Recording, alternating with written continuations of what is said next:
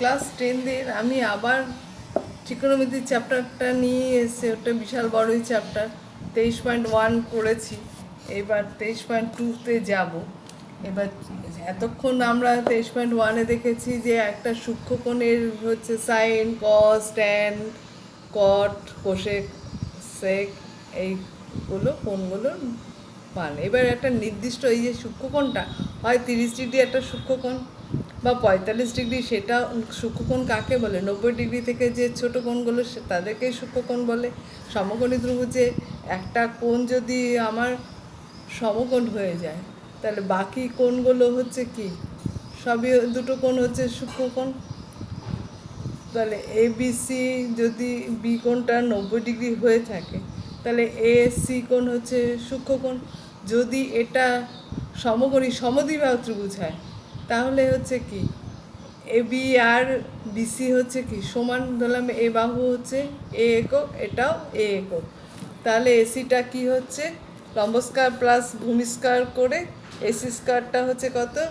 আমি একবারে করে দিচ্ছি। এটা এগুলো কোনগুলোর মান কি করে আসছে আমার জানার দরকার, মানে মনে রাখা প্রয়োজন, কিন্তু কোনো কোনো ক্ষেত্রে চলে আসে। যে আমি দেখাচ্ছি যে ধরো আমার সমকোণী সমদ্বিবাহু ত্রিভুজ হয়েছে, তাহলে এটা তো 90 ডিগ্রি, তাহলে বাকি কোণগুলো হচ্ছে কত? 45 ডিগ্রি করে হচ্ছে সমদ্বিবাহু ত্রিভুজ যেহেতু, কারণ একটা কোণ হচ্ছে 90 ডিগ্রি, আর এই বাহু এ বি আর বিসি যেহেতু সমান, তাহলে এই কোণ দুটো হচ্ছে সমান, তাহলে এটা হচ্ছে 45, এটাও 45।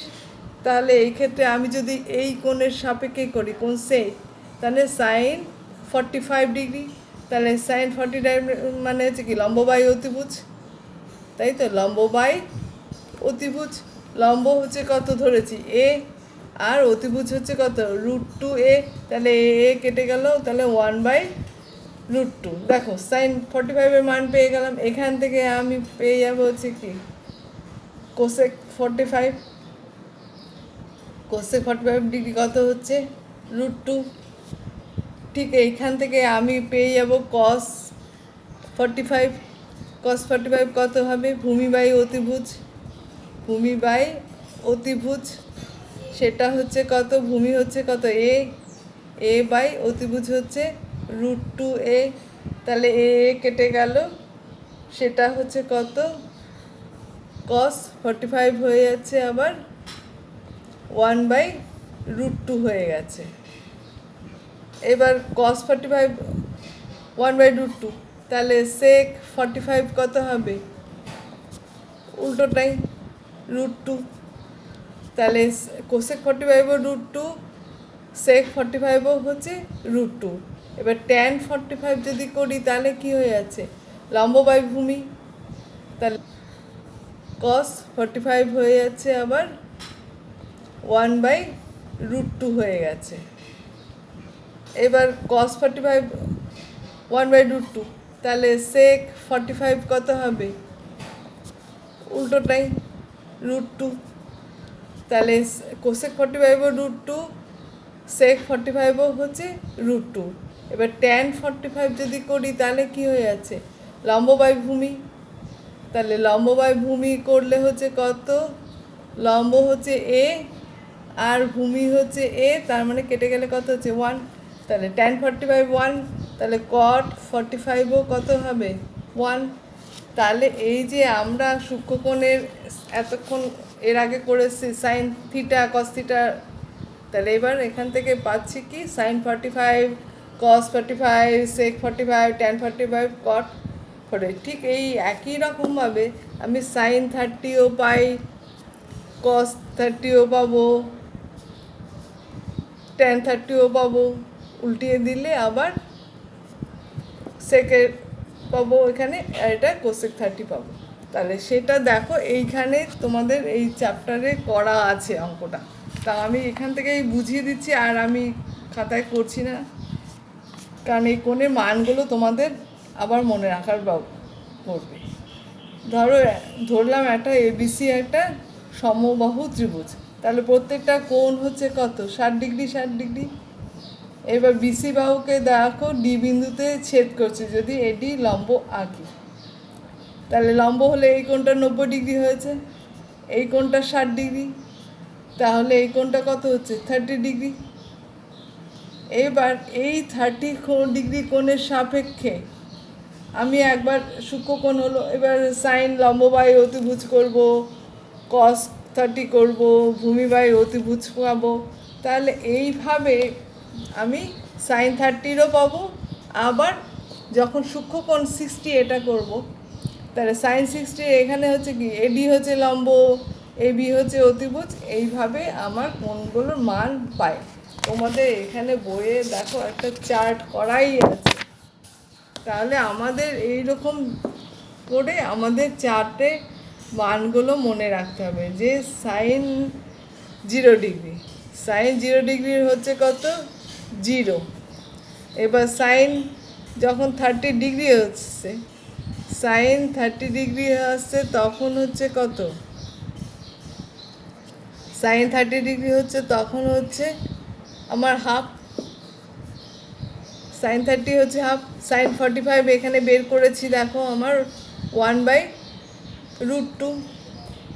তাহলে সাইন এইভাবে 30 ডিগ্রি একবার করছে, এবার 45 ডিগ্রিতে করছে। তো 45 ডিগ্রিতে আমি চারটা দেখিয়ে দিয়েছি। এবার সাইন 30 ডিগ্রিটাই আমি বলছি এখানে। সাইন 30 ডিগ্রি হচ্ছে হাফ, সাইন 30 ডিগ্রি হচ্ছে হাফ, কস 30 ডিগ্রি হচ্ছে √3/2, ট্যান 30 ডিগ্রি হচ্ছে 1/√3 হলো। তাহলে সাইন কস ট্যান 30 হয়ে গেছে।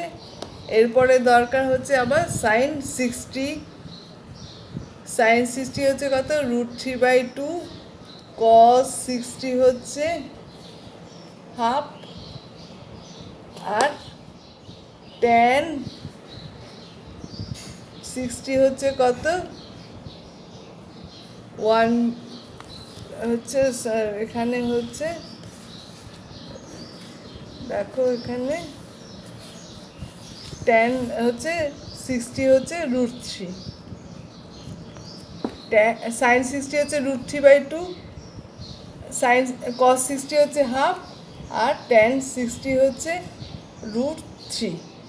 তাহলে এই কোণগুলোর মান কিন্তু আমার আবার মনে রাখার ব্যবস্থা করে রাখতে হবে, সুতরাং প্র্যাকটিস করতে হবে। তোমাদের প্র্যাকটিস না করলে কিন্তু এই কোণগুলোর মান মনে থাকবে না। কী করে আসে আমি 45 ডিগ্রিটা দেখিয়ে দিয়েছি, আর 30 ডিগ্রি আর 60 ডিগ্রিটা বই দেখে আমি বললাম। তাহলে এখানে আর দেখাচ্ছি না, বারবার করে অনেক সময় নষ্ট হয়ে যাচ্ছে, কারণ অঙ্কগুলোই দেখা দরকার। এবার দেখো 23.12 একেরটা কী বলছে, আমাদের বাড়ি চালায় একটা মই ভূমির সঙ্গে 60 ডিগ্রি কোণে রাখা আছে। মইটি 2√3 মিটার লম্বা বলে আমাদের ওই জানলাটি ভূমি থেকে কত উপরে আছে।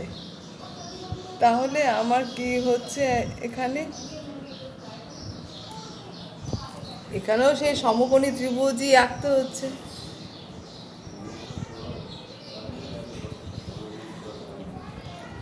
ABC, এসি হচ্ছে মই, এসি হলো হচ্ছে কি মই, তার দৈর্ঘ্য হচ্ছে কত 2√3 মিটার, আর বলেছে আমার ভূমির সঙ্গে 60 ডিগ্রি কোণে। তার মানে এই বিসি এটাই হচ্ছে কত 60 ডিগ্রি কোণ। তাহলে বলেছে এবার ওই জানলাটি ভূমি থেকে কত উপরে আছে। এ যদি জানলা হয়, এটা যদি জানলা হয়, তার মানে হচ্ছে বিএ আমার বের করতে হবে, মানে লম্বটা আমার দরকার। ঠিক আছে, তাহলে আমার এখানে ফর্মুলাটা কোনটা ব্যবহার করব বলো, সাইন 60 ডিগ্রি 60 ডিগ্রি কোণ। তাহলে বলেছে এবার ওই জানলাটি ভূমি থেকে কত উপরে আছে। এ যদি জানলা হয়, এটা যদি জানলা হয়, তার মানে হচ্ছে বিএ আমার বের করতে হবে, মানে লম্বটা আমার দরকার।